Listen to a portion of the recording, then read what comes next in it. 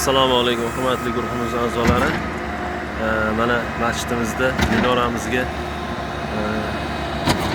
yana suyultirilgan tayyor beton qorishmalari quyildi.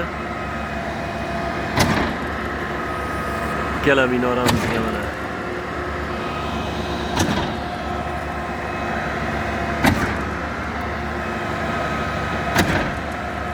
azizlar, duoda bo'lib turinglar. Masjidimiz tez fursatlarda bitmoqligini Alloh taolo o'zi nasib ro'za aylasin. Masjidimiz 2021-yil iyul oyida boshlangan. Mana qariyb 4 yil bo'ldi. Inshaalloh sizlarning duoinglar bilan, sizlarning yordaminglar bilan tez fursatlarda bitadi degan Allohdan umidimiz bor. Assalomu alaykum va rahmatullohi va barakatuh.